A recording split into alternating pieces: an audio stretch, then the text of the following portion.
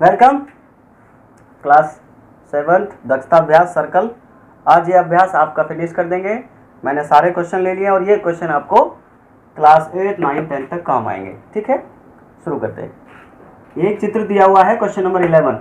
Question number 10 तक पिछली class में हम कर चुके हैं। क्वेश्चन नंबर 11 में क्या है? चित्र में ओ वृत्त का केंद्र है। ठीक है, यदि ए सी बी, देखो बच्चों, ए सी बी ये एंगल दे रखा है आपको 30 डिग्री। ठीक, ए सी बी, तो कौन ए और कौन B? Find the angle A and angle B. ठीक है, देखिए कोई भी क्वेश्चन करते हैं, क्वेश्चन से ही हमें मिलता है जो उसने दिया है। चित्र में ओ वृत्त का केंद्र है, इसका मतलब क्या हुआ कि बीसी व्यास है। तो बीसी व्यास है तो ऊपर जो एंगल बन रहा है एंगल बी ए सी अर्धवृत्त का कौन है? क्योंकि हम जानते हैं अर्धवृत्त में बना कौन समकोण होता है।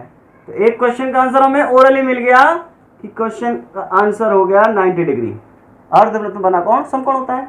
और त्रिभुज की प्रॉपर्टी क्या होती है? त्रिभुज की प्रॉपर्टी होती है कि त्रिभुज के तीनों कोणों का योग 180 होता है। जब एक कोण 90 है, 90 है, और एक कोण 30 है, दूसरा कितना होगा? 60। भाई 9, 3, 12, 120, 120 और 60 180। तो एंगल बी हो गया आपका 60। ठीक है, चलते हैं क्वेश्चन नंबर 12 की तरफ। वृत्त की एक जीवा की लंबाई उसकी त्रिज्या के बराबर है। एक पीछे भी क्वेश्चन ऐसे आया था कि जब वृत्त की जीवा त्रिज्या के बराबर है, देखिए ये जीवा ए बी है, ये जीवा इस त्रिज्या के बराबर है, तो ये भी त्रिज्या है। इसका मतलब ये हुआ कि इसमें जो ओ ए बी, ये जो त्रिभुज है, त्रिभुज ओ ए बी समबाहु त्रिभुज हो गया।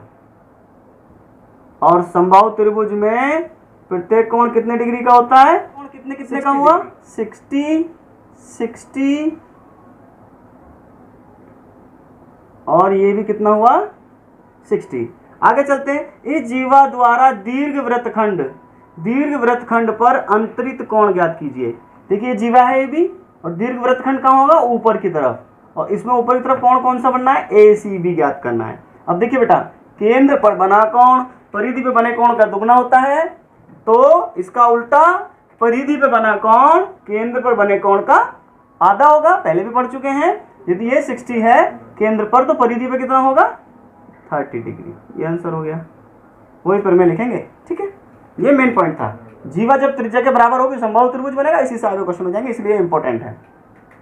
क्वेश्चन नंबर 13, ये देखिए एक चित्र दिया हुआ है, ये केंद्र अलग है, इसका मतलब ये जीवा नहीं है। अब ध्यान से देखिए क्या दिया है? Angle A E B 130 and angle E B C ये छोटा वाला 20 degree. Find angle B D A. ध्यान से देखना, बी डी ए कहाँ है? बी डी ए, ये एंगल हमें फाइंड करना है। देखो बच्चों, हम कोई भी ट्राइंगल का एंगल फाइंड तब कर सकते हैं जब हमें दो एंगल पता हो, लेकिन हमें इस ट्राइंगल में एक भी एंगल नहीं पता है। तो ध्यान से देखिए, बहुत ध्यान से। ये 20 डिग्री है, ठीक, ये 20 डिग्री है, और ए ई सी आप लिखेंगे बिकॉज ए ई सी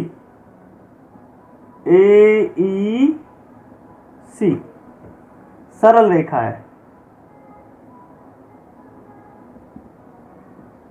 और सरल रेखा पर कितने डिग्री कोण बनता है? ये 180 हो जाएगा। जब ये 180 हो जाएगा, 130 इसमें से नीचे वाला है, तो कितना बचा? 50 डिग्री। क्लियर? अब छोटे से ट्रायंगल में देखिए E B C. In triangle ई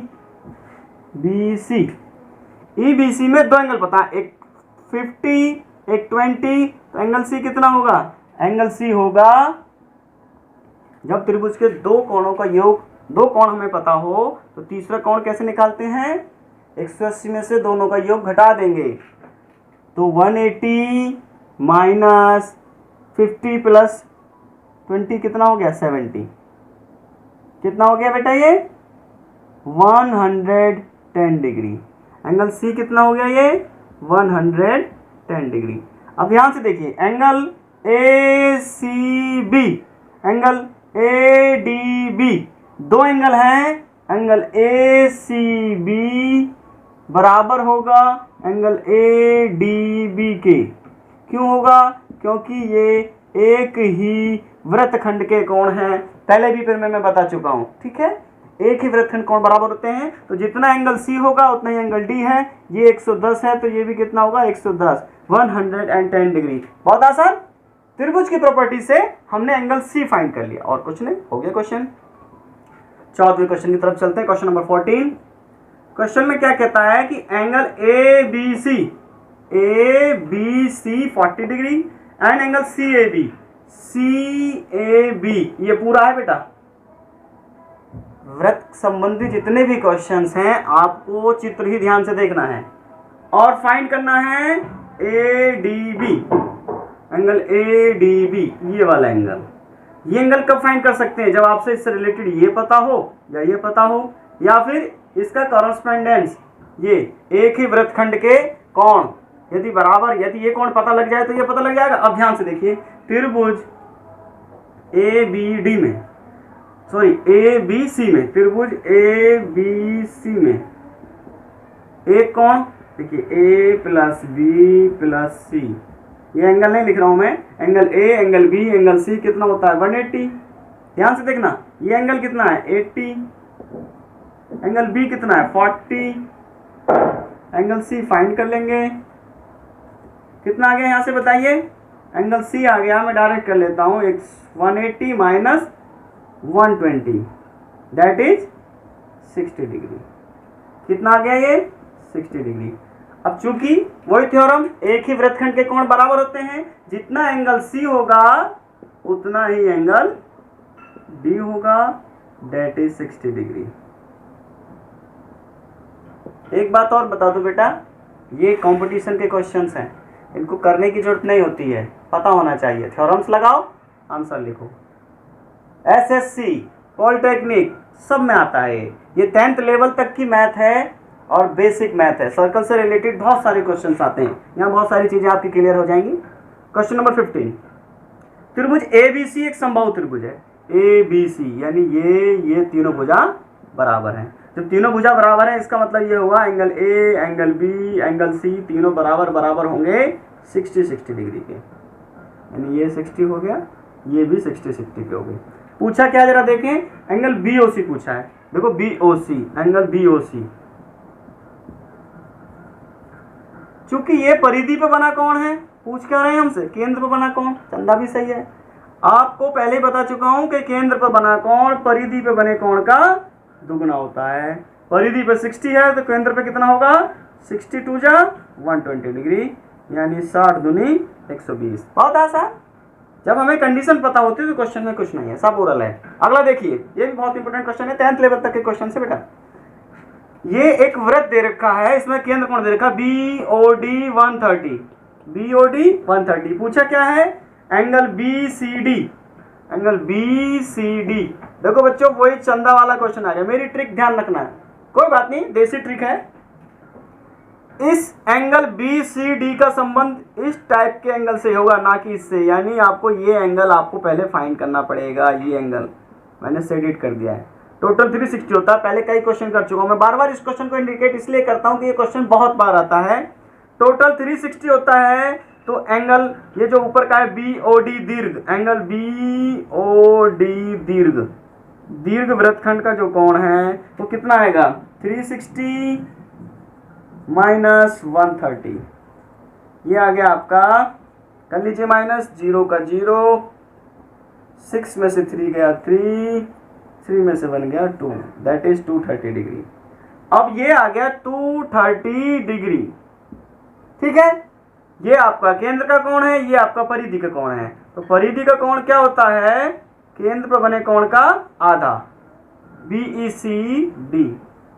केंद्र पर कोण था 230, 230 को 2 से डिवाइड कर दीजिए, 2 1 जा 2, 2 1 जा 2, 2 5 जा 10, ये आपका आंसर आ गया। कितना आ गया? 115 डिग्री, ठीक है। 2-3 क्वेश्चन और है, ये अभ्यास खत्म हो जाएगा। चलते हैं अब आपके अगले सवाल की तरफ। Last question, question number 17। एक वृत्त है, वृत्त में केंद्र O है, ठीक है। एंगल OBC ये कौन दे रखा है 40 डिग्री। बहुत इंपॉर्टेंट क्वेश्चन है बेटा, मैंने कह दिया 8, 9, 10 तो आएगा, उठा के देख लेना कभी कभी पेपर। OBC 40 डिग्री, तो हमें फाइंड करना है BAC। ढूंढो जरा BAC कहाँ है, BAC यानी ये परिधि का कोण पूछा है, तो यही दिमाग में आ जाना चाहिए कि परिधि का जो कोण हमें ज्ञात करना है वो कहाँ से मिलेगा, केंद्र के कोण की। और त्रिभुज में OBC में केवल एक कोण पता है, यदि दो कोण पता लग जाए तो केंद्र का कोण पता लगा लेंगे हम ट्रायंगल प्रॉपर्टी से। आइए आप ध्यान से देखिए, चूंकि OB इक्वल्स टू OC क्या है, एक ही वृत्त की त्रिज्याएं हैं, ये भी आपकी त्रिज्या है, ये भी आपकी त्रिज्या है, इसीलिए त्रिभुज OBC क्या हो गया, समद्विबाहु त्रिभुज, समद्विबाहु त्रिभुज हो गया। और हम जानते हैं कि समद्विबाहु त्रिभुज में दो संलग्न कोण बराबर होते हैं, angle OBC equals to angle OCB equals to 40 degree, यानी जितना एंगल ये होगा उतना ही कोण ये होगा। दो कोण पता लग गए। नाउ एंगल BOC आप जानते हैं 180 माइनस 40 प्लस 40, त्रिभुज के गुण से त्रिभुज के तीनों कोणों के 180 होता है, दो कोण पता लग गए, तो तीसरा कोण हम घटा के निकालेंगे, 80 घटाएंगे 180 में से 80 गया 100, तो केंद्र का कोण कितना आ गया 100, केंद्र का कोण 100, परिधि का कोण उसका हाफ। हम जानते हैं कि परिधि पर बना कोण BAC बराबर होगा केंद्र पर बना कोण BOC का हाफ, यानी 100/2 दैट इज 50 डिग्री। आपका ये चैप्टर 11 फिनिश। आगे कोई भी प्रॉब्लम हो, कोई भी दिक्कत समझ में ना आ रही हो तो मुझे कमेंट्स बॉक्स में डाल दें, मैं उसका सॉल्यूशन फिर से भेज दूंगा। आप सब ये एक्सरसाइज करते रहिए, लाइक करते रहें, शेयर करते रहें और अपने सभी दोस्तों को भेजें जिससे कम से कम कुछ बच्चों की मदद हो सके। Thank you.